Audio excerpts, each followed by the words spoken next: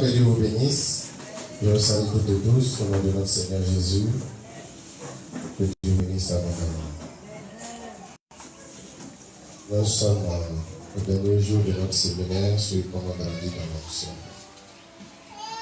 Tout au long de ce séminaire, nous avons appris à connaître l'onction, ce que c'est que l'onction et ce que l'onction n'est pas, qui moins, comment on arrive à acquérir l'onction et les différentes dimensions de l'onction ou les différents types d'onction, si vous voulez.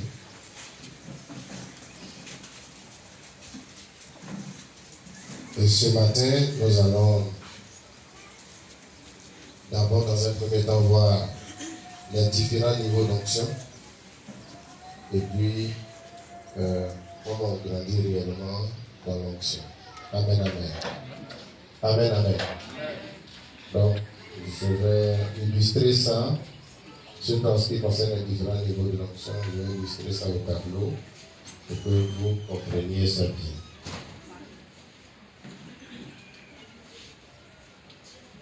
Ok. Donc, ce matin, s'il y a quelqu'un qui remplit les conditions pour être loin, il sera loin.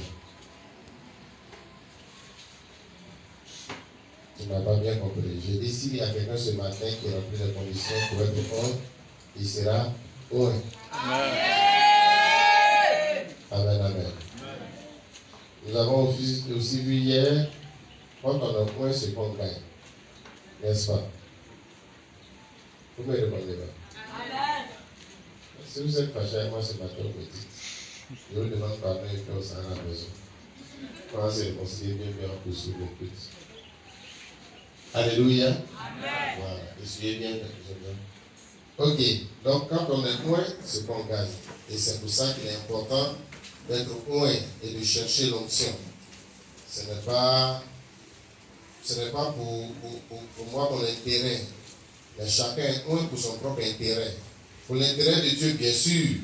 Mais au-delà du Seigneur, c'est pour ton propre intérêt que tu es loin. Parce que c'est à toi que ça profite. Hormis le fait que ça profite au Seigneur et à l'humanité tout entière, ça te profite. Donc, si on est loin et puis ça ne profite pas à soi-même, c'est toute autre chose. Mais quand on est loin, ça profite à soi-même. Et c'est pourquoi il est important de chercher à être loin. Amen, amen. Donc, ce matin, je vais donc vous montrer en deux phases, enfin vous donner les derniers enseignements en deux phases. La première phase des différents niveaux d'onction, et puis la deuxième phase, comment on fait pour progresser dans l'onction. Bien, on va prendre nos Bibles dans le livre de Ézéchiel au chapitre 47. Ézéchiel chapitre 47, versets 1 à 5.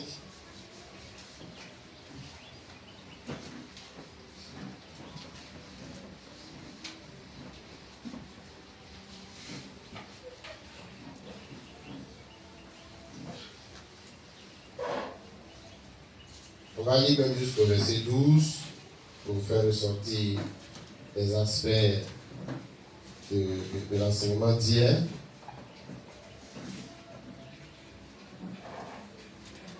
Ça, c'est un message que j'ai prêché. Je n'avais pas grande connaissance sur l'onction. Est-ce qu'on parlait même d'onction encore à ce temps-là? On ne parlait pas d'onction en tant que tel, pas parce que ça n'existait pas, mais je veux dire que ce n'était pas des enseignements phares de l'Église. Et puis, je vous ai rendu témoin ici à une retraite spirituelle, une convention de l'église où j'étais, au Café de Dalois. Le pasteur m'a pris au pif et puis il dit, c'est toi qui prêches ce soir. Et c'est ce message-là que le Seigneur m'avait donné et puis j'ai prêché. Il ne savait pas que c'était un message, un grand message. Amen, amen. Mais en tout cas, j'ai prêché.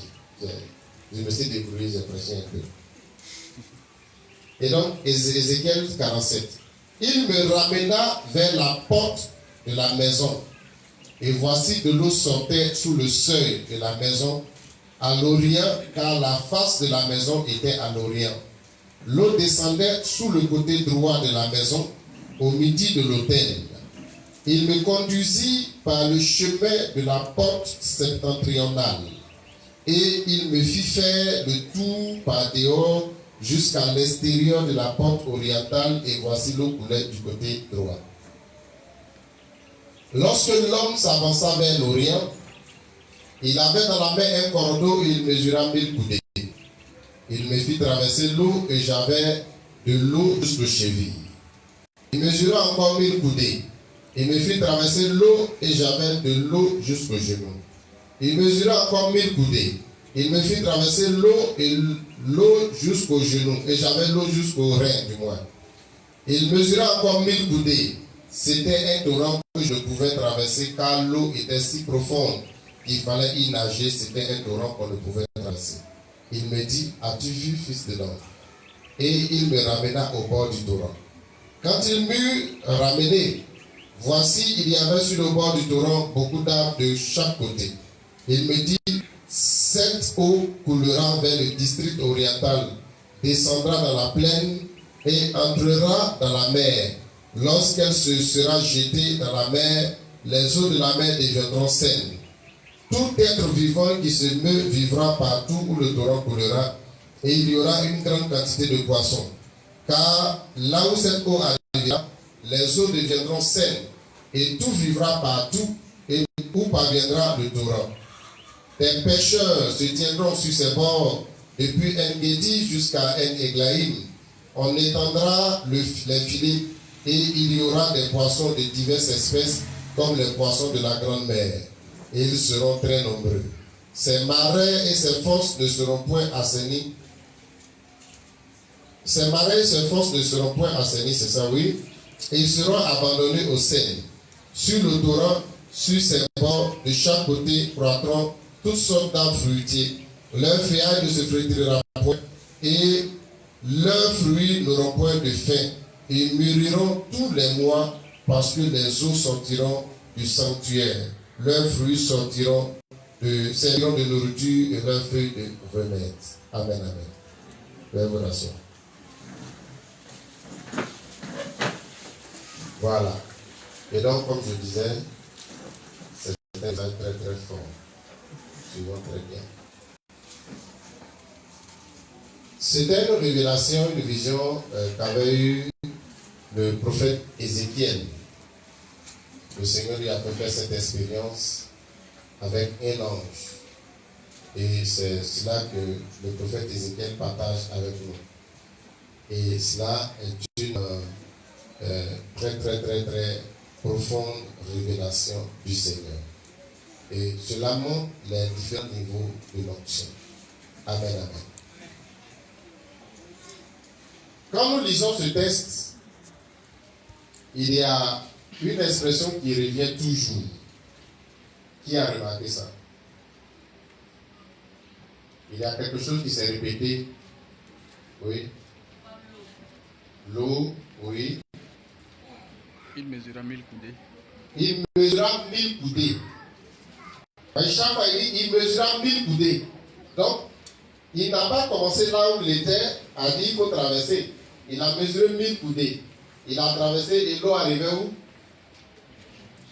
Au niveau des chevilles. Il a encore mesuré 1000 coudées et l'eau arrivait où?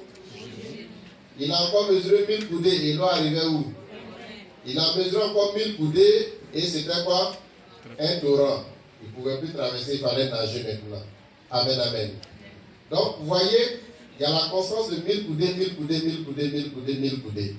Donc, ça veut dire, de prime abord, dans la croissance, en matière de croissance dans l'onction, il faut que ta croissance soit constante. Il ne faut pas monter, descendre, monter, descendre, monter, descendre.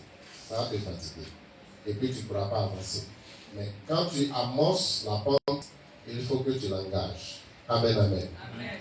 Et donc, voilà, ok. Les paniers là, vous ne gênent pas? Combien ça vous gêne? Bon, d'accord, il faut les déplacer.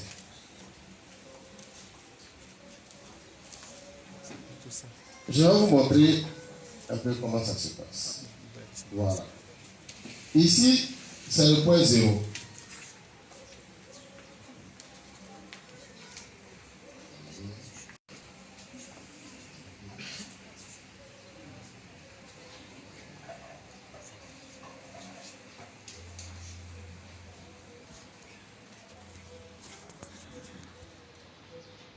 Vous allez faire comme en classe.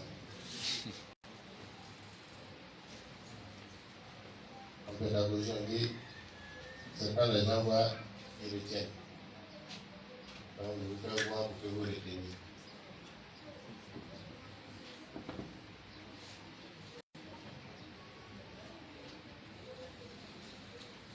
Ok. Amen. Quand tu ne vas pas, c'est pas grave. Il y a mis sur papier après, tu vas voir. C'est pas Marie qui enseigne. Donc là, tu vas profiter plus que les autres. Voilà. La ligne en bleu là, ça c'est la ligne de croissance de l'onction. Chaque croisement ici est un niveau de l'onction. Amen, amen.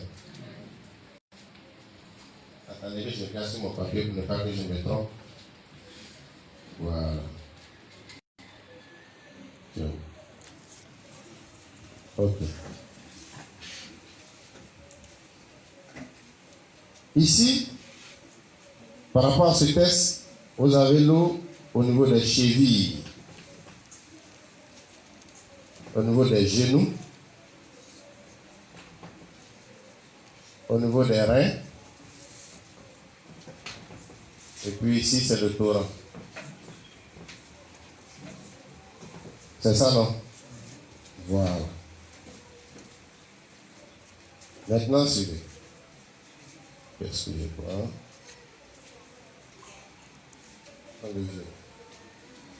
Là, au point 0, c'est la nouvelle naissance.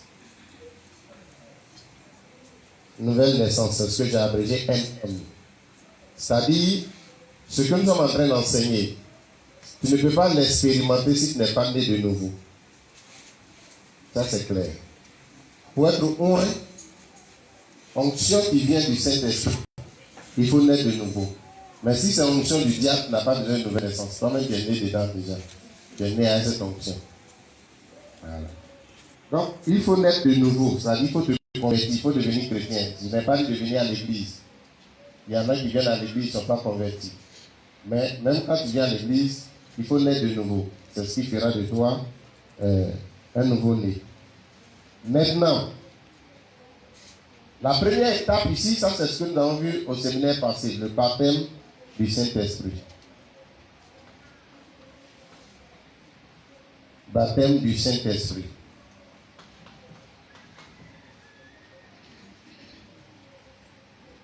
Ça va? À ce niveau-là, nous sommes à ce qu'on va appeler la petite onction. Ici, vous avez la grande onction. J'abrège certains mots à cause de l'espace. Ici, vous avez la très grande onction.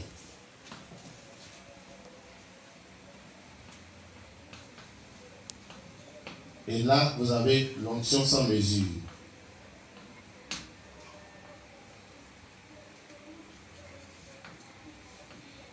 Voilà.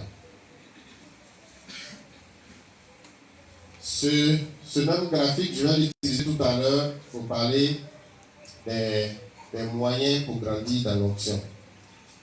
Et donc, quand vous êtes né de nouveau, ça c'est la base pour l'onction, c'est la base. Parce que celui qui est né de nouveau, il reçoit le Saint-Esprit. Et nous avons dit que l'onction c'est quoi? La puissance du Saint-Esprit en action dans la vie d'une personne et produisant des résultats. C'est pour ça que si quelqu'un dit, tout à l'heure on va prier, et on le voit souvent dans nos cultes. Quand je dis dans nos cultes, je parle des cultes des églises, de toutes les églises. L'onction est tombée sur moi. Si quelqu'un dit l'onction est tombée sur lui, et puis il n'y a pas de résultat les jours et les semaines et les mois à venir, c'est que ce n'est pas l'onction qui est tombée sur lui. Amen, amen. Parce que l'onction produit toujours des résultats dans la vie de quelqu'un. Sur ta propre personne et dans ta vie autour de toi, l'onction produit toujours des résultats. Donc si tu dis l'onction est tombée sur moi et puis il n'y a pas de résultat, c'est que ce n'est pas l'onction qui est tombée sur toi. Sois clair. Parce que tout à l'heure, on va prier. Quand je vais finir d'enseigner, on va prier. Donc, je vais invoquer, on va prier, on va invoquer l'onction de Dieu, l'Esprit de Dieu. Il y en a qui vont dire, ah, j'ai reçu l'onction. Ok, Dieu soit loué. Mais les jours à venir, les semaines à venir, les mois à venir, s'il n'y a pas de résultat dans ta vie, viens chercher délivrance. Oui, je suis au sérieux. Amen, amen. Amen, amen. L'onction produit toujours les résultats. Hier, nous avons pris l'exemple de certains personnages bibliques. Et même on a pris des exemples de la vie. On a vu qu'il y a toujours des résultats qui accompagnent l'onction. Et donc, quand je suis né de nouveau, je dois passer à la prochaine étape qui est le baptême du Saint-Esprit. Et à ce niveau-là, je reçois la première bonne dose d'onction, qu'on appelle la petite onction. Là, je commence à parler en langue, à prophétiser, et je commence à être efficace dans mon ministère, etc., etc. Ça, c'est la première partie. Donc, il dit, il a mesuré 1000 coudées. Et l'eau m'arrivait au niveau des chevilles, aux chevilles. Donc, voici, à mes chevilles, j'avais le niveau d'eau. Ça, c'est la petite onction. Et ça, le plus souvent, beaucoup de gens l'ont. Il y en a aussi qui sont toujours au point zéro ici, depuis qu'ils ont accepté le Seigneur. Où est ma régie? Il y a un supplément. Donc, on est au point zéro ici. Il y a beaucoup qui sont au point zéro ici. Maintenant, il dit, il mesura 1000 coudées encore, et l'eau arrivait au genou. Quand l'eau t'arrive au genou, tu arrives là, tu as ce niveau de l'onction, qu'on appelle quoi? La grande onction. Là, les résultats deviennent encore plus probants dans ta vie. Tu commences à avoir beaucoup plus de résultats dans ta vie. Ici, là, tu profites mieux de l'onction qu'à ce niveau-là. À ce niveau, tu profites mieux qu'à ce niveau. Donc, il y en a qui sont nés de nouveau, ils ne sont qu'à ce niveau. Donc, c'est pour ça qu'ils disent, je vais à l'église, mais je ne vois rien. On dit Dieu est bon, mais moi je ne vois rien, parce que tu es à ce niveau. Il faut sortir de là pour venir au niveau du baptême du Saint-Esprit. Et quand tu l'as reçu, fais tout pour être revêtu de la grande onction. Et quand tu l'as reçu, fais tout pour venir à la très grande onction. Et pour arriver à l'onction sans mesure, vers laquelle nous tendons nous tous. Amen, amen. Et donc, au niveau des genoux, ici, vous avez la grande onction. Il mesura encore 1000 coudées et l'eau arrivait ici au niveau de la hanche, au niveau des reins. Et en ce moment-là, c'est la très grande onction. L'onction est plus forte à ce niveau que là. Amen, amen. Et le torrent, on ne peut pas nager, on ne peut pas nous traverser, on ne peut que nager. Ça, c'est l'onction sans mesure. La Bible dit que Dieu a donné l'onction à Jésus, une onction sans mesure. Ça, c'est l'onction sans mesure. Et quand vous voyez la façon d'opérer de Jésus, Jésus ne se fatiguait pas, par exemple, pour chasser les démons. Il ne se fatiguait pas trop pour guérir un malade. Il peut dire simplement au malade, va, tu es guéri, et puis c'est fini, n'est-ce pas? Ça, c'est au niveau de l'onction sans mesure. Mais quand tu n'es pas encore arrivé là, là, tu pries beaucoup comme nous, là. Amen, amen. Amen, amen. Amen. Si vous me suivez, vous répondez. Quand il dit Amen, vous répondez Amen. Si il dit Alléluia, vous répondez Amen. Amen. Si on pose question, vous répondez. Amen. Voilà. Ça peut aller. Amen. Vous êtes trop concentré, quoi. Mais qui n'a pas compris ça, ce tableau-là? Et donc il dit, quand il est arrivé au niveau du torrent, et là il avait une découverte stupéfiante. Il a vu que là il y avait des arbres au bord de l'eau. Et ces arbres-là avaient des feuilles. Et les feuilles ne se flétrissaient point. Et puis, il y avait des fruits toutes les saisons. Il y avait des poissons de toutes sortes d'espèces pour nourrir plusieurs nations. Et il dit, là où l'eau du torrent va arriver, il aura forcément la vie. Amen, amen. Bien. C'est le même coup. il y a les arbres, il y a les plantes. Mais vous savez, là où l'eau est plus abondante, là la vie est encore plus abondante. Vous trouverez plus de poissons là où il y a plus d'eau et vous trouverez moins de poissons là où il y a moins d'eau. Quand vous prenez les petits coups d'eau là où l'eau n'est pas beaucoup, ou par exemple l'eau arrive à la cheville, les poissons qui sont là, comment on les appelle généralement? Les alevins, parce que c'est des petits poissons. Ça, c'est les enfants qui vont pêcher ça. Mais quand l'eau arrive aux genoux ou bien aux reins, les poissons ont une autre forme. Vous trouvez des poissons un peu plus gros. Quand c'est le torrent et puis on ne peut plus traverser à pied, mais il faut nager, là, c'est les plus gros poissons qui sont là-bas. Parce qu'ils ont besoin de beaucoup d'eau pour pouvoir vivre et se protéger aussi. Donc, pour vous dire que plus vous grandissez dans l'onction, plus les avantages se multiplient pour vous. Plus ce que vous gagnez devient plus grand. Amen, amen. Donc, est-ce que c'est bon d'avoir l'onction? Bon, maintenant, toi qui n'étais pas là vendredi, tu n'étais pas là samedi, tu ne sais pas comment on veut pour avoir l'onction, tu savais comment on veut. Donc, tu peux demander à ton voisin, mais il n'y a pas de temps aussi pour qu'il t'explique. Si tu veux que moi aussi il t'explique, il n'y a pas de temps. Maintenant, si tu veux, on demande la permission à tout le monde. Si tout le monde accepte que je vous explique les deux enseignements, on va le faire. Mais là, vous payez. Là, je suis au sérieux aussi. Vous payez, et pour moi, et pour ceux qui étaient là. On doit les dédommager. D'accord? Dieu. Regardez le pasteur, il aime l'argent. Mon ami, il faut aimer l'argent. Si tu n'as pas l'argent, tu ne peux pas t'habiller. Ok. Donc, tout au long, vous trouverez la verdure. Hein? Vous trouverez la verdure. Et plus vous avancez, ça devient plus grand, ça devient plus intense. Les arbres deviennent plus grands. Vous trouvez des grands arbres maintenant. Voilà. Etc., etc. Vous trouvez des grands arbres. Il y a beaucoup de poissons dans l'eau. Donc, plus ton onction grandit, plus tu profites. Tu ne peux pas être ici et puis dire, oh Seigneur, touche le cœur de quelqu'un, il va m'offrir une grosse voiture. Ici, là, tu ne gagnes pas grosse voiture. Grosse voiture, là, c'est à partir de là. Dans toi, tu peux acheter ta grosse voiture, mais je veux dire, là où le Seigneur te fait des surprises terribles, là, ça, c'est quand tu rentres dans la très grande onction pour venir là.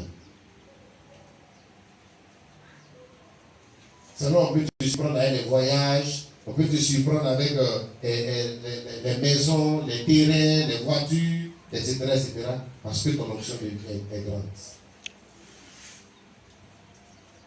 Amen, amen. Quelqu'un a compris? Donc, je pourrais même dire que j'ai déjà fini d'enseigner la première partie. Avec ce tableau seulement, j'ai tout enseigné. Ça va?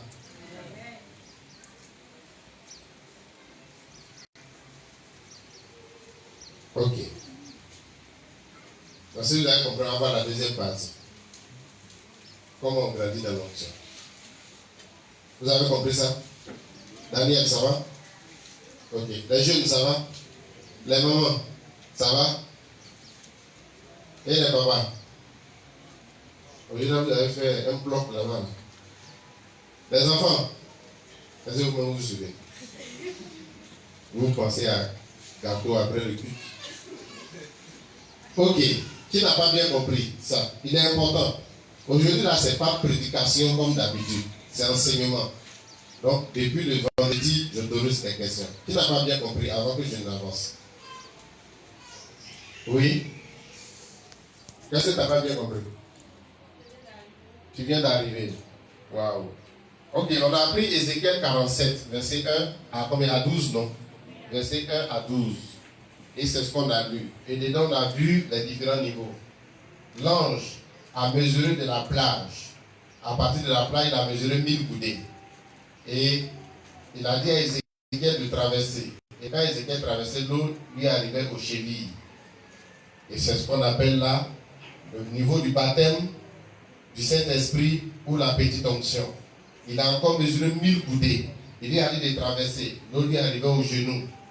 C'est là qu'on parle de grande onction. Il a encore mesuré 1000 coudées. Il lui a dit de traverser. L'autre lui arrivait au rein. On parle de très grande onction. Il a encore mesuré 1000 coudées. Il lui a dit de traverser. Il ne pouvait pas traverser, il ne pouvait que nager. Et il lui a dit reviens. Et à ce niveau-là, les poissons étaient en grand nombre. Il dit des poissons, de gros poissons, de toutes sortes d'espèces étaient dans l'eau. Donc j'ai fait ce graphique-là pour dire que NN, c'est la nouvelle naissance, ça c'est le départ. Donc l'onction ne concerne que ceux qui sont nés de nouveau. Et quand on est né de nouveau, on doit passer à la prochaine étape, qui est le baptême du Saint-Esprit, qui est là. Et à la deuxième étape, qui est les genoux, la grande onction. À la troisième étape, la très grande onction, là, au rein. Et à la quatrième étape, qui est l'onction sans mesure. Et la Bible dit que le Seigneur a reçu une onction sans mesure. Et Jésus a dit, vous ferez les choses que j'ai faites et vous ferez de plus grandes que moi. C'est-à-dire, il nous autorise à arriver au niveau de l'onction sans mesure. Donc ne vous dites pas ce matin, Jésus c'est Jésus, nous on n'est pas Jésus. Non, Jésus dit, on peut aussi avoir l'onction sans mesure. Amen, amen. Et il y a eu des hommes de Dieu, il y a encore des hommes de Dieu aujourd'hui qui ont l'onction sans mesure. Amen, amen. Humblement, je ne peux pas prétendre avoir l'onction sans mesure. À mon niveau, je n'ai pas encore atteint ça. Ça, il faut que je vous le dise. Amen, amen. Voilà. Mais il y a des hommes de Dieu qui ont atteint l'onction sans mesure. Aujourd'hui même en 2022, là, il y a des gens qui ont l'onction sans mesure. En Afrique, en Amérique, en Europe, il y a des gens comme ça. Alléluia. Amen. Voilà. Donc, si vous avez entendu parler des héros de la foi, comme Smith Wigglesworth, comme, comment on appelle ça, Charles Finney, etc., etc., c'est des gens qui ont eu l'onction sans mesure. Je vous ai parlé de Smith Wigglesworth qui a vu un monsieur qui avait les deux pieds coupés, qui ne marchait qu'avec les, comment on appelle ça là, les prothèses, qui ne marchait qu'avec les prothèses. Il lui a dit, va t'acheter des chaussures. Il lui a dit, mais tu te manques de moi. Il dit, non, je ne me manque pas de toi. Il dit, va t'acheter des chaussures. Très tôt le matin, il est allé devant le magasin de chaussures. Le vendeur, le boutiquier est venu, il a ouvert la boutique, il dit, je veux des chaussures. Il dit, ok, assois-toi, quelle pointure? Le monsieur ne sait pas quelle pointure il va dire, puisqu'il n'a pas de pied normal. Donc il n'a pas de pointure. Et puis quand il a dit une pointure comme ça, donne-moi telle pointure. Quand il a sorti, il faut essayer. Au moins il veut essayer, il retrouve son pantalon, c'est des prothèses. Le vendeur lui-même, il est stupéfait. Comment quelqu'un qui porte des prothèses peut venir acheter des chaussures? Quand il met le pied dedans, les prothèses là, il met ses pieds artificiels là dans la chaussure, ça devient pied normal. Il met l'autre dans la chaussure, ça devient pied normal. Ça, c'est la parole de Smith Wigglesworth. C'est quelqu'un qui avait l'onction sans mesure. Donc on lui a dit, sa femme lui a dit, mon chéri, le voisin est décédé. Il dit quoi, le voisin est décédé? Il dit oui. Il dit ok, je m'en vais lui annoncer l'évangile. Parce que son voisin était incrédule. Quand il lui parlait de Jésus, il n'acceptait jamais. Il dit, mais je te dis, il est décédé, tu dois lui annoncer l'évangile. Il dit, c'est maintenant qu'il va accepter le Seigneur. Donc il va, il dit, voisin, réveille-toi. Le voisin se réveille, il lui annonce l'évangile. Il accepte l'évangile et puis il dit, vis. Lui-même, sa propre femme décède.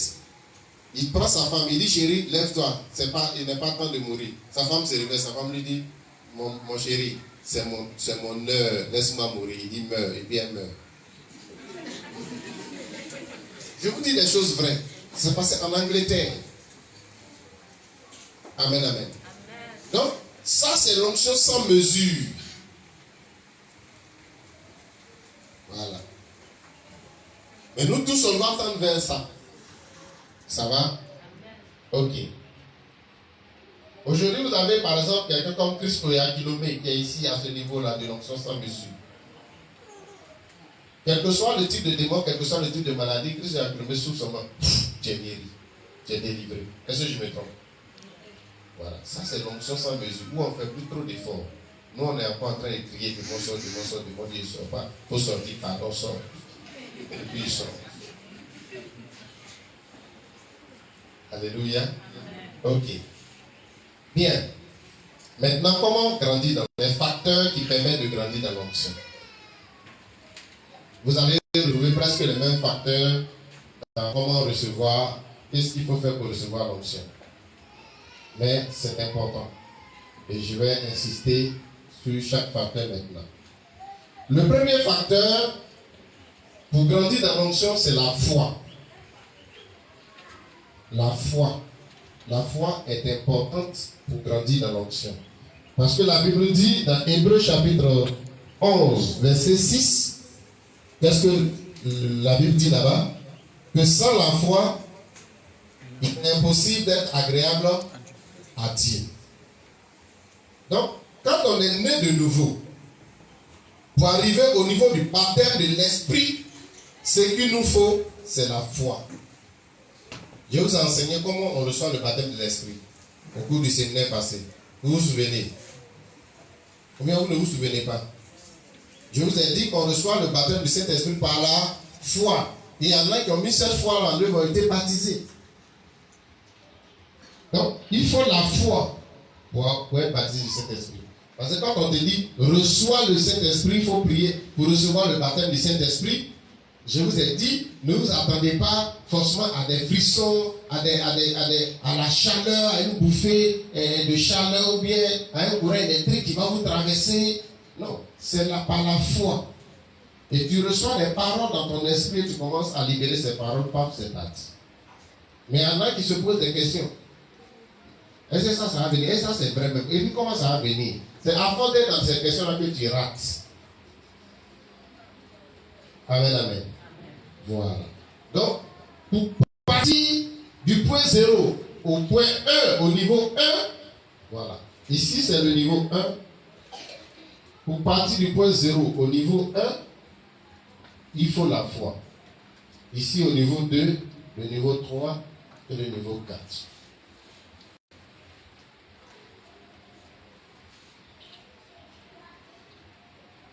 La foi, c'est quoi? La foi, c'est une ferme assurance des choses qu'on espère, une démonstration de celles qu'on ne voit pas. Ça veut dire quoi? Tout à l'heure, j'ai parlé du baptême de l'esprit. Donc, il faut être sûr que tu seras baptisé, que tu vas recevoir la puissance de l'Esprit de Dieu.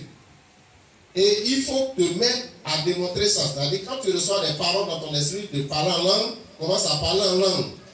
Donc, il faut démontrer ça. Et puis, ça va arriver. Vous comprenez?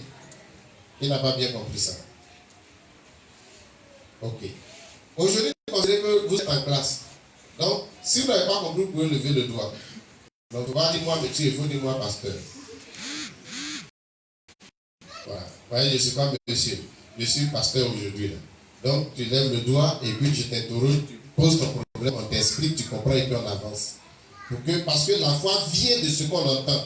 Et si tu n'as pas bien compris, la foi ne peut pas venir. C'est quand tu comprends bien que la foi naît. Maintenant, du baptême du Saint-Esprit à ce niveau-là. À ce niveau, nous avons quoi? Nous sommes au niveau du genou, n'est-ce pas? Dans notre relation avec Dieu, le genou représente quoi? Ou bien à quel moment on demande à quelqu'un de se mettre à genoux?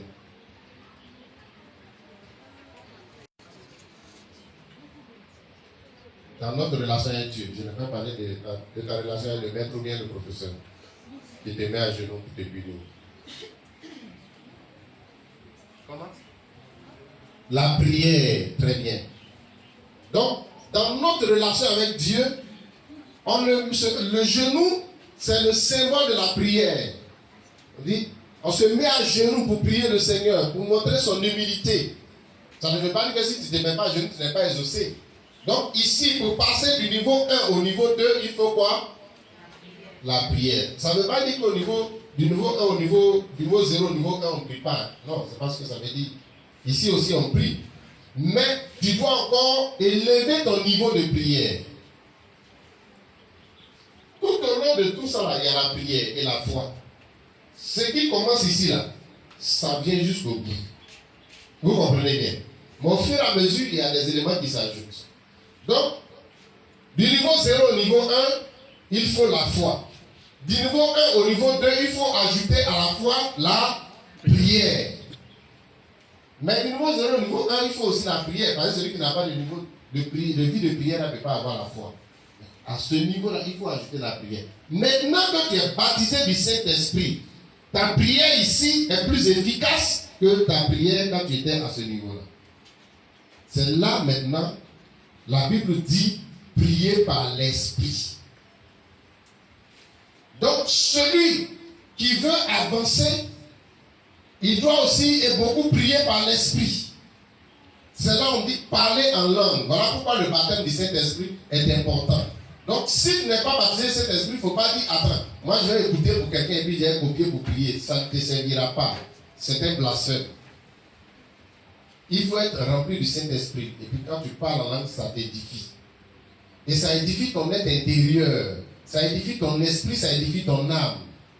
Et ça te prédispose davantage, ou ça te dispose davantage à être davantage rempli. Celui qui prie beaucoup en esprit, il est spirituellement stable et il progresse. Mais celui qui prie moins en esprit, ou qui ne prie pas du tout en esprit, mais qui prie plus avec son intelligence en français ou dans sa langue maternelle, il est spirituel certes, mais il y a des niveaux qu'il ne peut pas atteindre facilement. Demandez à ceux qui prient en langue, beaucoup qui prient beaucoup en langue. Demandez-leur, est-ce que ce que je dis est faux? Qui peut témoigner ici? Dans l'assemblée. Qui peut témoigner de ce que je dis là? Que quand tu priais seulement avec ton intelligence, et maintenant que tu pries, en plus de ton intérieur, tu pries beaucoup en langue, est-ce qu'il y a une différence? Qui peut témoigner? Oui, dans médias. Et puis qui encore? Ok, il y a 3 témoins. Donc, 4 témoins. D'accord. Vous avez tous témoigné. 5 témoins. Allons-y. Vous témoignerez. On est là jusqu'à midi. On vous a pas dit ça? C'est bien sûr, il y a les femmes qui vendent gâteau après. Vous allez manger. Mais c'est pas moi qui paye quoi. Allons-y dans les gars. On a expérimenté. Il y a eu 2 jours de cela, mon enfant il pleurait, il n'avait même pas dormi. Du coup, c'est comme s'il y avait quelqu'un qui était dans la maison. Parce que regarde là, j'ai dit quelque chose, puis je me suis levé, j'ai commencé à prier. Non, il dit, mon enfant, ce que nous a appris à dire, il a fait ça. Puis il a commencé à prier en langue. Puis il pense que moi, je l'ai mis de prier, il était dans la chambre, et puis il a commencé à dormir. J'ai vu qu'il y a une dame qui l'a tourné, mais moi aussi, je suis couché. Très bien. Avant que les autres ne témoignent, je vais moi aussi témoigner. Ma femme est là, elle est mon témoin. En tout cas, c'est mon témoin numéro 1 dans presque toute ma vie.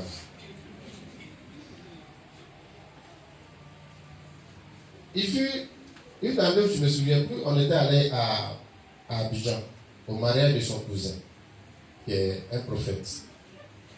Avant de partir, j'avais commencé à avoir mal à la tête. J'ai pris des comprimés, mais ça ne cessait pas. On est parti, mais le mal de tête était devenu terrible. Le samedi, tout au long du mariage, je souffrais terriblement. Tout ce qu'on faisait là, c'était à Koumassi, et puis on devait dormir à Yopougon. Donc il devait finir pour que moi je rentre me reposer, tout ça. Manger, tout ça, bon, ça c'était pas mon problème. Je ne sais même pas si on a mangé. Et puis on est venu à Yopougon. Toute la nuit durant, je n'ai pas dormi. J'ai appelé mon ami qui est pharmacien, je lui ai dit, j'ai un terrible mal de tête. Il m'a recommandé des médicaments, ils allaient acheter, mais zéro. Le lendemain, dimanche, je devais prêcher à l'église de Yopougon. J'étais assis là, tout ce qu'on faisait de louange, d'adoration, je ne pouvais pas. Mes yeux même là même commençaient à me faire mal. J'avais très mal à la tête. J'ai pris rien. Et puis l'Esprit du Seigneur me dit, prie en langue. Je suis sorti de la salle. C'était dans une salle de classe. Vous allez là, vers les autres bâtiments. J'ai commencé à prier en langue. Quand j'ai prié en langue, le mal de tête a disparu jusqu'aujourd'hui. Oui, Daniel. La différence entre quand tu priais en anglais et maintenant que tu pries aussi beaucoup en langue. Oui, si je prie l'anglais. Faut parler un peu fort? Ouais, si je prie l'anglais, j'ai un sommeil et encore si je quitte pour prier l'anglais, c'est comme je n'ai pas prié. Mais lorsque si je prends dans la langue, je suis vraiment. Il dit quand il prie en anglais, il a sommeil et puis même s'il fait l'effort de prier, c'est comme s'il n'a pas prié. Mais quand il prie en langue, il se sent plus dans la présence de Dieu en esprit. Oui, dans Mongolie. Bon, moi, souvent, quand je suis trop fatiguée, quand je dis, Seigneur, merci, je prie, mais ce n'est pas trop ça. Tout d'un coup, et puis bon, j'ai la force même. C'est comme si quelqu'un peut me parler, il faut prier en langue. Quand je prie, en tout cas, je peux faire même 2 heures en train de prier en langue. Et puis, bon, vraiment, ça me fait du bien. Ok. Il y avait qui encore? Madouché.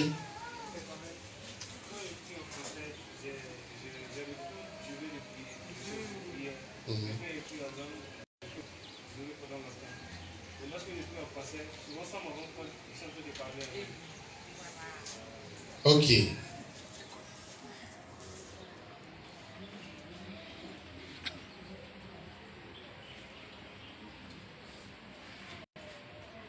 Donc, quand vous priez en langue, hormis tout ce qu'ils ont dit, quand vous priez en langue, votre homme intérieur est édifié. Et vous allez voir que si vous priez beaucoup en langue, vous aurez plus de force face à la tentation.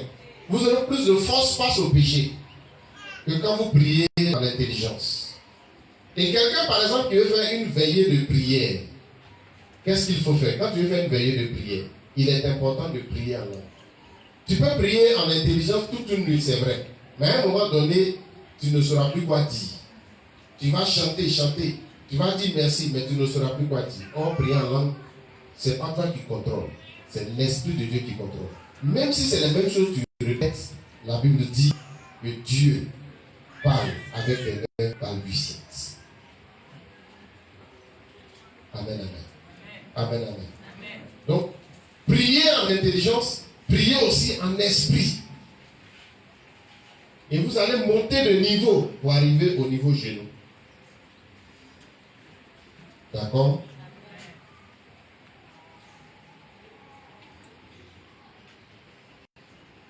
Maintenant, pour passer du niveau genou au niveau des reins, il faut ajouter à la foi et à la prière, il faut ajouter la lecture et la méditation.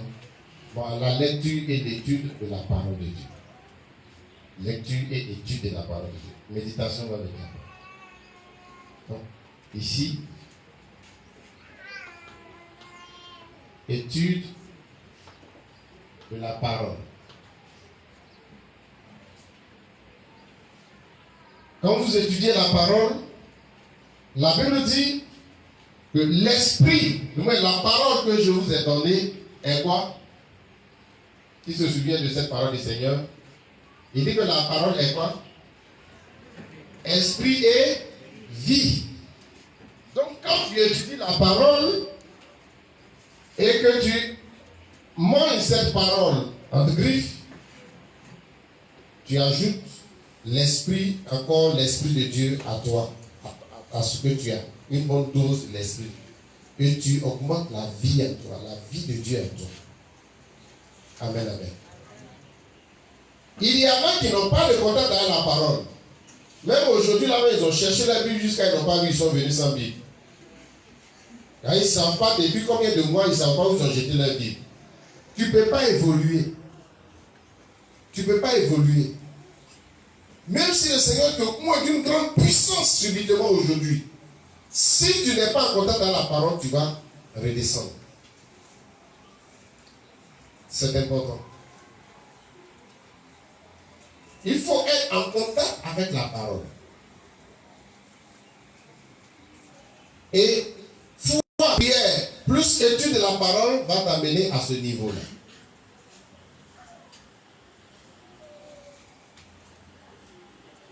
Amen, amen. Amen, amen.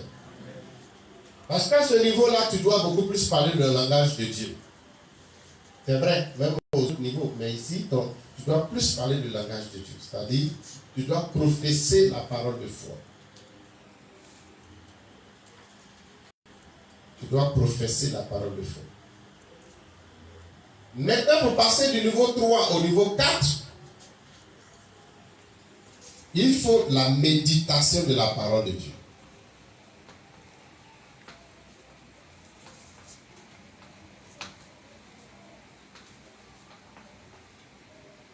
Méditation de la parole.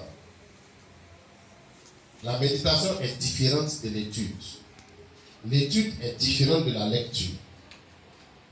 La lecture, tu lis.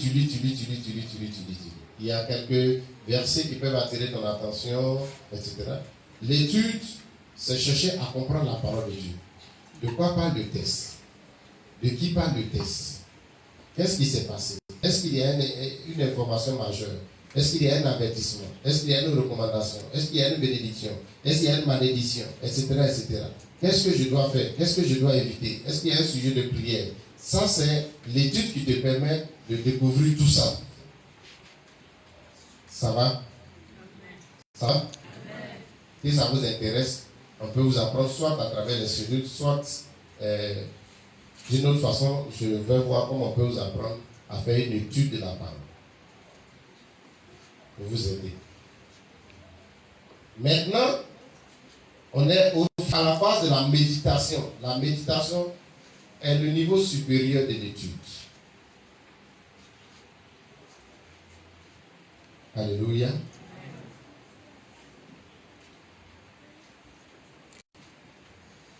Une fois, je vous ai enseigné ici que pour que Dieu produise un miracle dans la vie de quelqu'un, l'homme a à quelle part? Et puis Dieu à quelle part? Et sur quoi je m'étais basé pour vous dire ça?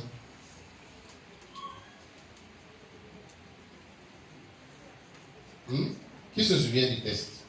Ou bien même de l'histoire? C'est sur lequel vous en verset pour son nom, vous avez retenu. J'ai pris l'histoire de la femme qui perdait du sang depuis 12 ans. Vous avez oublié, moi je n'ai pas oublié.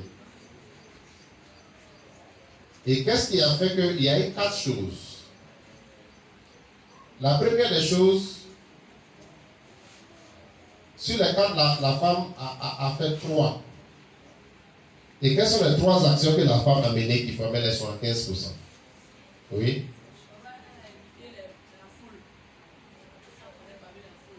Elle a évité la foule. Oui, dame Mabi.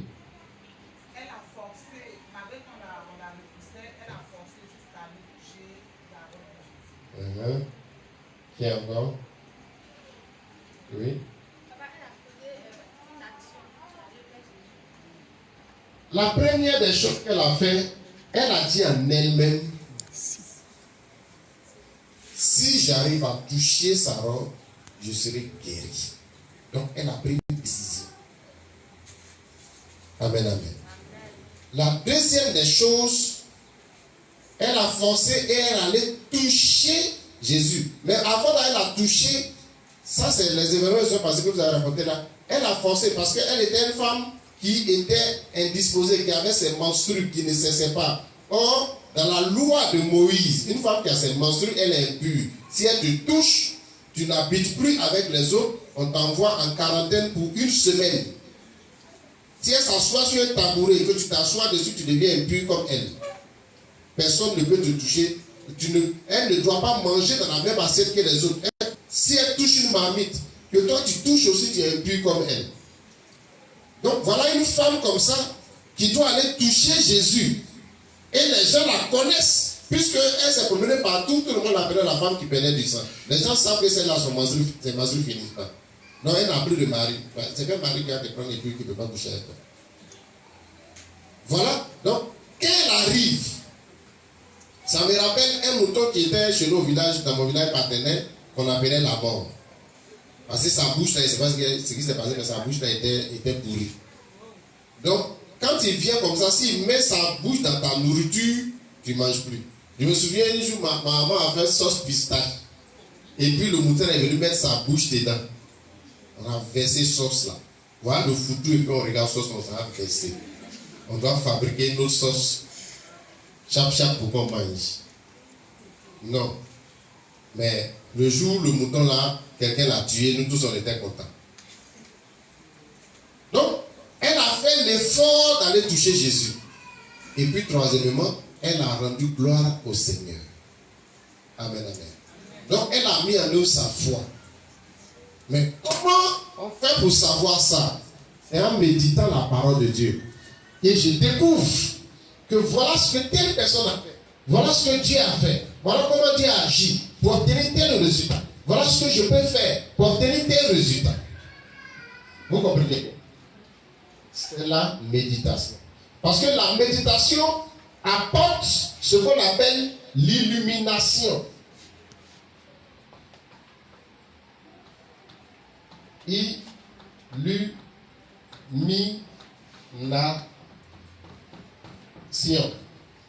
La méditation apporte l'illumination.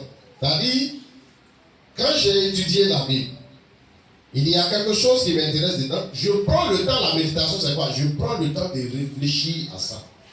Je peux méditer sur un sujet, sur un verset, sur un passage biblique, sur une parole du Seigneur pendant plusieurs heures, pendant plusieurs jours, pendant plusieurs semaines. Je peux être en train de réfléchir à ça jusqu'à ce que mon esprit soit illuminé, éclairé, que j'ai en moi cette profondeur, cette connaissance qui me met à l'aise et qui me donne donc une âme puissante. Amen, amen. Un jour, je méditais la parole de Dieu et puis je méditais Isaïe 54. Toute âme forgée contre toi sera sans effet, patati patata, tout ça. Je méditais ça. Et j'y ai tellement réfléchi que j'ai eu une illumination en moi. Et j'ai compris qu'il n'y avait pas lieu de craindre. Parce que Dieu a déjà dit, toute âme forgée contre toi sera sans effet. Donc je n'ai qu'à m'appuyer sur ça. Les temps qui ont suivi, une de nos soeurs qui travaillait quelque part ici est venue me voir. Elle dit, mon travail est menacé. Voilà notre responsable là qui menace mon travail, etc., on menace de me renvoyer. Donc moi, je ne veux pas me faire renvoyer, je vais démissionner. On était assis là dans le jardin, là, juste en face du temple, on était assis là. Je lui ai dit, tu ne vas pas démissionner. Tu vas travailler. Elle dit, hey, papa, mais ils vont me renvoyer. J'ai dit, ils ne vont pas te renvoyer. Tu sais pourquoi? La Bible dit, toute âme forgée contre toi sera sans effet. Que Dieu n'est pas derrière le complot. Donc ce qui se passe là, Dieu n'est pas dedans. Je vais prier pour toi. La personne qui est à la base là, elle a vécu ça 2 fois. Et 2 fois, j'ai dit les mêmes paroles. 2 fois, j'ai fait les mêmes prières. Et les personnes là ont perdu leur emploi. Vous comprenez bien? Moi, je n'ai pas prié pour qu'ils perdent leur emploi. Hein. J'ai prié pour que elle, le complot qui est contre elle là, les âmes qu'on forge contre elle là, ne prospèrent pas. Quand j'ai prié, les temps qui ont suivi, elle est venue me dire, ah, telle personne qui me fatiguait là, la personne s'est réveillée le matin, elle dit, c'est ça pas à l'aise, elle est partie à l'hôpital, elle est décédée. Donc quand je vous dis, vous n'êtes pas obligé de prier pour que quelqu'un meure. Moi, je n'ai pas prié pour que la personne meure. Non, loin de là. Mais j'ai prié pour que son affaire là ne marche pas sur la vie de ma fidèle. Elle s'est levée encore. Elle est venue me dire, j'ai dit, tu ne vas pas démissionner. Mais elle va démissionner. J'ai prié. Ils ont chassé la personne du travail. Et bizarrement, après, la personne même est devenue amie avec moi. Ils ont chassé la personne du travail. Vous comprenez bien. Mais c'est l'illumination que j'ai eue là qui m'a donné cette foi, cette confiance. Donc il est important que vous méditiez la parole de Dieu. C'est pourquoi il dit, si vous méditez et que vous mettez en pratique, vous allez réussir dans tout. Donc prenez le temps de réfléchir sur ce que vous étudiez comme parole. Le Seigneur a dit ça. Méditez ça, réfléchissez à ça. Même si vous êtes en classe, quand vous avez un temps libre, réfléchissez à ça. Et vous allez avoir une illumination en vous-même. Cette illumination-là vous donnera la force. Je vais vous expliquer pourquoi. Parce que Christ est acclamé aujourd'hui. Il souffle sur les gens et que les gens sont guéris, les miracles se produisent. Je vais vous expliquer ça ici. Qui n'est pas informé? Qui ne sait pas? Ok. Donc pour vous quatre, je réexplique. Il a dit, il étudiait la Bible. Et dans le livre de Genèse, il a découvert que Dieu a fait, comment on appelle ça, la forme de l'homme avec l'argile. Et il a soufflé dans les narines de l'homme. Et l'homme est devenu un être vivant. Donc il a compris que le souffle de Dieu là, il y a la vie dedans, il y a la puissance dedans, qui peut guérir, qui peut donner la vie, qui peut résoudre toutes sortes de problèmes. Et que lui, ça c'est l'illumination qu'il a eue. Lui Étant donc un serviteur de Dieu, un enfant de Dieu, donc un petit Dieu comme le dit la Bible, il a en lui cette même vie que Dieu lui a donnée. Donc il peut l'utiliser pour produire le même résultat. Vous comprenez bien. C'est pour ça qu'il souffre sur les gens. Beaucoup de gens souffrent. Mais nous tous, on n'a pas les mêmes résultats que Christ et Aguilomé. Lui, il a son résultat qui est supérieur au résultat de tout le monde parce que c'est lui qui a reçu l'illumination. Vous comprenez comment ça marche? C'est pour ça qu'il faut méditer la parole de Dieu. Il faut être illuminé. Il y a un autre homme de Dieu que j'aime bien, Kenneth Hagin. Un prophète qui est décédé maintenant. Kenneth Hagin, il partait à l'église, ses parents partaient à l'église. Il est né avec une malformation cardiaque. Et il ne devait pas vivre longtemps. À l'âge de 16 ans déjà, il était paralysé. Et il n'avait que 1 ou 2 mois pour vivre. Il lisait la Bible. Il lisait, et puis il est tombé sur Marc chapitre 11, verset 24, je crois. Où il est dit, si vous priez, quand vous priez, tout ce que vous demanderez, croyez que vous l'avez reçu, vous le verrez s'accomplir. Ça a attiré son attention. Il a médité. Il a appelé son pasteur pour que le pasteur lui explique ça. Donc, quand le pasteur a lu, le pasteur savait que il voulait se baser sur cette parole pour chercher sa guérison. Le pasteur lui a dit, mon petit, bon courage. Ce qui est sûr, tu es en train de préparer la famille à ton décès, à ta mort. Ce qui est sûr, tu iras au ciel parce que tu aimes le Seigneur. Il faut laisser tomber cette parole. Il a fait venir un autre pasteur. Le pasteur lui a dit les mêmes choses. Mais lui, il avait en lui cette conviction qu'il y avait quelque chose dans cette parole. C'est pourquoi on prenait tous les livres de Kenneth Hagin. Derrière, il y a toujours Marc chapitre 11, verset 24. Alors, il a commencé à méditer, et le Seigneur ouvre son esprit clairement, lui donne l'illumination, que s'il est convaincu qu'il est guéri, il sera guéri. Il verra la guérison. Donc il a commencé maintenant à confesser ça. Je suis guéri. Sa malformation cardiaque faisait qu'il était paralysé. Il ne pouvait pas se laver. C'est sa maman qui le nettoyait, qui l'habillait. Il ne pouvait pas marcher, il était alité. Je suis guéri. Et le diable est venu lui dire, tu vas mourir. Il dit, moi je suis guéri. Le diable lui dit, tu vas mourir. Un jour, matin, ses parents se sont levés, ils étaient en train de déjeuner à la salle à manger. Et lui, il était couché là. Et le Saint-Esprit lui dit, quand tu confesses que je suis guéri et puis tu es couché, comment tu veux voir la guérison? Descends du lit et tu seras guéri. Mais il n'a pas discuté, c'est là que la foi intervient. Il n'a pas discuté pour dire non, mais je suis paralysé. Donc, il fait son effort. Quand il fait l'effort, il retrouve la force petit à petit, il pose un pied au sol. Le pied commence à fonctionner. Il dépose l'autre pied. Et c'est comme ça qu'il a retrouvé la guérison. Il s'est habillé. Quand il sort à la salle à manger, son grand-père le regarde et dit, nous avons un revenant parmi nous. Il n'est pas convaincu que c'est son petit-fils qui est là. Pour lui, il est mort et c'est son revenant qui est venu. Il dit, non, je ne suis pas un revenant. Je suis guéri. On va voir dans la chambre. Il n'est pas là-bas. Le voilà ici. Amen. C'est l'illumination qui lui a apporté cette guérison. Vous comprenez bien? Donc, pour aller à un plus grand niveau, il faut que tu sois dans la méditation pour qu'il y ait beaucoup d'illumination en toi. C'est ce qui va te pousser à un très grand niveau. Amen, amen.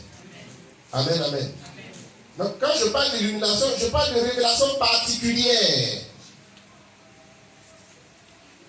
précise, profonde que Dieu va te donner et qui va bouleverser ta vie, qui va changer le cours de ta vie. Ça peut aller. Donc, on grandit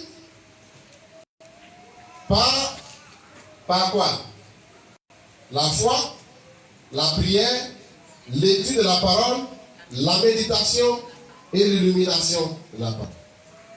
Amen, amen. Donc, celui qui veut grandir Il n'a qu'à continuer d'exercer sa foi. Il n'a qu'à continuer de prier de plus en plus. Il n'a qu'à continuer d'étudier la parole de plus en plus. Et il pourra grandir dans l'onction. Il ne va pas régresser, il ne va pas stagner, mais il va aller. De la même manière que nous avons mesuré 1000 coudées, et puis il y a eu progrès. 1000 coudées, il y a eu progrès. Au bout d'un certain temps, tu vas avoir un peu de progrès. Au bout d'un certain temps, tu vas avoir un peu de progrès. Ainsi de suite, tu vas atteindre le niveau qu'il faut à un moment donné. Alléluia. Alléluia. Quelqu'un m'a compris ce matin. Ce n'est pas difficile de grandir dans l'onction. C'est-à-dire, ce n'est pas des choses qui dépassent nos compétences ou nos forces. Seulement, il faut être assez courageux pour prier, pour exercer la foi, pour étudier la parole de Dieu. Et donc, si tu n'appliques pas ça, tu ne peux pas grandir dans l'onction. Tu ne peux que stagner dans l'onction. Or, il faut que tu brosses. Parce que, je vous ai dit, là où l'eau arrive aux chevilles, c'est des enlevés que vous trouvez dans l'eau. Quand l'eau arrive aux genoux ou bien aux reins, vous allez trouver des poissons un peu plus gros. Quand l'eau devient difficile à traverser et que c'est un torrent, un fleuve profond, là les poissons deviennent plus gros. Et nous tous, nous devons viser les gros poissons. Nous devons être à la recherche de ces gros poissons. Nous devons être là où il y a les arbres, qui ont des fruits qui ne finissent point, qui ont des feuilles qui servent de remède pour guérir les nations. C'est ce que nous devons tous viser. Et c'est ce que le Seigneur m'a chargé de partager avec vous pendant ces 3 jours. Que Dieu vous bénisse.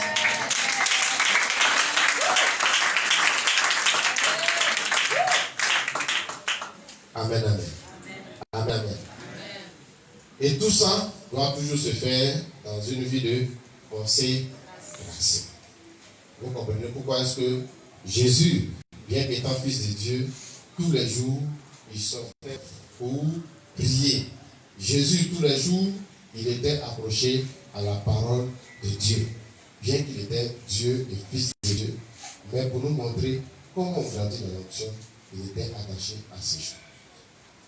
Il faut que nous aussi nous soyons attachés à ces choses. On doit exercer notre foi. On doit libérer notre foi.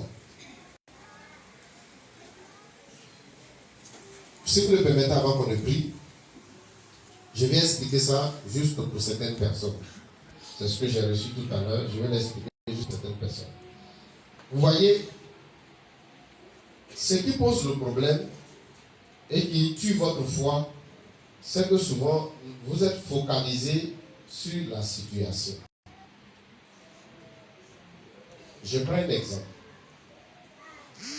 Vous avez quelqu'un, par exemple, bon, c'est la fin du mois, voilà. C'est la fin du mois pour les personnes adultes qui sont là. Tu ne sais vraiment pas encore trop comment tu vas faire pour payer ton loyer. Vous me suivez? Ça, tous ceux qui sont adultes ici, là, d'une manière ou d'une autre, on veut déjà vécu ça une fois ou vivons ça au moins une fois dans la vie. Si tu n'es pas dans ta propre maison, ça c'est clair. Tu peux être sérieux, mais les problèmes peuvent faire que tu peux être désorganisé dans ton plan de financement de tes projets ou de ton budget. Alors, aujourd'hui nous sommes au 27. Tes regards sont focalisés sur le problème. D'ici le 3 ou le 5, le monsieur ou la dame va venir chercher son argent. Je fais comment? Ce mois-ci là, je ne sais vraiment pas comment je vais faire pour gagner l'argent. Si tu restes focalisé sur ça, ta foi va dégringoler. Et il va s'installer quoi? Le doute. Tu vas commencer à avoir peur. Et c'est ce que la Bible appelle le doute. Et c'est ce qui fait que tu ne peux pas être exaucé. Maintenant, si tu ne te focalises pas sur ça, tu sais que tu n'as pas l'argent pour payer. Mais tu regardes au Seigneur. Oui, c'est vrai, je n'ai pas l'argent. Mais Dieu dit, si moi j'ai confiance en lui là, je ne peux pas avoir honte. Et tu es convaincu qu'avec Dieu là, tu ne peux pas avoir honte. Et souvent, il y en a même qui vont prier. Tellement ils sont convaincus, ils vont prier pour dire, hey, Seigneur, voici la fin du mois arrive, je n'ai pas encore l'argent pour payer le loyer. Moi, ça, ce n'est pas mon problème. Je suis ta fille ou je suis ton fils. Tout le monde sait dans les quartiers que je suis chrétien. Si on a mis mes baraques dehors, on est venu m'insulter. En tout cas, ce n'est pas moi qui vais avoir honte, mais c'est toi. Parce que c'est toi qui m'as dit de dire que tu es grand. Moi, j'ai dit que tu es grand. Si mon Dieu grand ne peut pas m'aider à résoudre les problèmes, c'est pas grand. Il y en a qui prient comme ça, et puis Dieu intervient. Dieu ne veut pas avoir honte. Mais tu peux faire cette même prière, et puis il n'aura rien. Parce que quand tu as fini de faire cette prière, tes yeux sont focalisés sur le problème. Ça, c'est passé comment même. J'ai fait comment même pour résoudre ce problème-là. Ça ne peut pas marcher. Mais si, malgré le problème, tu dis le Seigneur va le faire, on met ça de côté. Les enfants, on avance. Tu vas voir que le Seigneur va intervenir. Amen, amen. Amen, amen. Tu vas voir que le Seigneur va intervenir. Donc, il faut agir avec foi. Il faut agir avec foi. C'est important. J'ai eu plusieurs expériences, mais il y a une expérience une de ces expériences qui m'a beaucoup marqué. Une année, là où j'ai mon atelier, je devais payer le loyer. Le monsieur n'est pas en Côte d'Ivoire, il est en France. Donc quand il vient chaque année, et donc le loyer, je dois lui donner le loyer de l'année. Et puis une année, il est venu à un moment où c'était dur. Il m'a appelé, il dit, monsieur Bossou, je suis là. On se voit quand? Viens à un rendez-vous. Le jour et puis l'heure. Ma femme me dit, hey, tu ne peux pas lui dire qu'il n'y a pas l'argent? Je lui ai dit, il ne peut pas lui dire ça. Mais où tu as trouvé l'argent? Elle dit, je ne sais pas. Ce qui est sûr, Dieu va faire. Elle est là. Elle dit, ce qui est sûr, Dieu va faire. Tu as la foi, et Dieu va faire. Et puis mon cœur ne battait pas même. Il a enlevé même ma pensée même sur le problème. Le travail. Il m'a appelé à 1 heure du rendez-vous. Le rendez-vous tient. J'ai dit oui, ça tient. Je n'avais pas encore l'argent. Je pense que c'était à 15 heures on devait se voir. Entre 14 h et 15 h, quelqu'un est venu. Il m'a remis un peu plus que le montant qu'il devait remettre au monsieur. La femme a dit, ouais, vous faites à la foi. Alors le monsieur est venu, il était serré. Lui, il ne sait pas que son problème a été réglé il n'y a pas longtemps. Donc, apprenez à cultiver la foi. Ne regardez pas au problème. Si j'ai regardé, le monsieur est là, il a fait comment? Je suis paniqué. Vraiment, j'appelle ici. Est-ce que tu peux m'aider? Est-ce que tu peux m'aider? Dieu ne peut rien faire. Il dit, toi, tu as dit, celui qui a sa confiance en toi, là, il ne peut pas avoir honte. Moi, j'ai mis ma confiance en toi, je ne peux pas avoir honte. J'ai donné rendez-vous, hein, donc je t'attends. Il mobilise quelqu'un là-bas qui me devait. Il dit, on va donner l'argent du monsieur, lui, il va résoudre son problème. Je suis là, je n'avais pas rendez-vous avec ce monsieur, celui qui est venu me donner l'argent. Il m'appelle, monsieur Bossou, vous êtes où? Il dit, je suis à l'atelier. Ok, j'arrive. Il est venu. Il dit, ok, que Dieu te bénisse. Vous comprenez un peu? Donc, il faut manifester la foi. Parce que même l'onction coule par la foi. Donc, c'est quoi le départ? C'est la foi. L'onction coule par la foi. Tout à l'heure, on va prier. Je vais engager ma foi. Il faut engager ta foi. Tu vas voir le résultat. Alléluia. J'engage ma foi, tu engages ta foi, tu vas voir le résultat. C'est comme ça. Il faut engager la foi. Il y a plein de témoignages comme ça. Je vous ai parlé du terrain qu'on a acheté. On nous a parlé de 7 millions. On n'était même pas beaucoup comme ça. Et puis, ceux qui pouvaient donner de l'argent n'étaient pas beaucoup comme ça. C'était la plupart du temps, c'était les jeunes. Voilà Mazino qui est là. Regardez un peu 5 ans, 6 ans en arrière. C'est eux sur eux je comptais pour payer 7 millions. Je prends l'engagement d'acheter ce terrain-là. J'engage ma foi. Et on a eu le terrain. Les gens vont me dire à la construction, ça, Assemblée de Dieu fait ça. Baptiste qui est à côté de l'hôpital, là, puisqu'on les a, normalement ils doivent quitter là. L'espace là, ils ont donné quelque chose. Donc, on veut leur donner un terrain, non, des terrains qui n'ont pas ça. Même ils veulent ça. On dit l'église catholique veut ça, mais mon cœur ne battait pas. J'ai dit ça, on va avoir. On aille. Amen, amen. Amen, amen. Normalement, aujourd'hui, je devais vous dire qu'on devait tous, après le culte, on devait tous aller sur le terrain. Parce qu'on a pris une machine qui a fait une nettoyer, mais elle n'a pas encore fait de nettoyer. Pour que vous partiez voir le terrain, pour ceux qui ne connaissent pas. Alors, on va commencer. On va cotiser pour faire la clôture, non? Mais l'argent n'a pas suffi. Hein? C'est bien sûr le jeu qu'on a eu, on va commencer à faire les briques. Petit. On paye puis là, petit. Voilà. Donc je profite, on va faire les briques dans ce temps-ci. Quand la machine aura fini de nettoyer le terrain, on va commencer à faire les briques. Et puis quand on va faire les briques, on va cotiser encore pour pouvoir terminer. Les briques là ne vont pas suffire. Mais déjà, votre argent là, vous allez partir voir le terrain. C'est une partie de l'argent des briques qu'on prend pour nettoyer le terrain. Voilà. Donc vous allez partir voir le terrain, vous allez partir voir le travail qui va se faire là-bas. Ayez foi en Dieu. Alléluia. Ayez foi en Dieu. N'ayez pas peur. Engagez votre foi. Et ce matin, engagez votre foi. Vous serez baptisé du Saint-Esprit. Engagez votre foi. Vous serez revêtus. Vous serez revêtus d'onction. Amen, amen. Celui qui est au niveau 1, il peut passer au niveau 2. Celui qui est au niveau 2, il peut passer au niveau 3. Au niveau 4, ça c'est un autre travail. Nous tous on fait ça. Moi-même, je ne suis pas encore arrivé là-bas. Mais je ne vais pas te dire, moi, j'ai été transporté là-bas. Ça, c'est démenti. Amen, amen. Amen, amen. Voilà.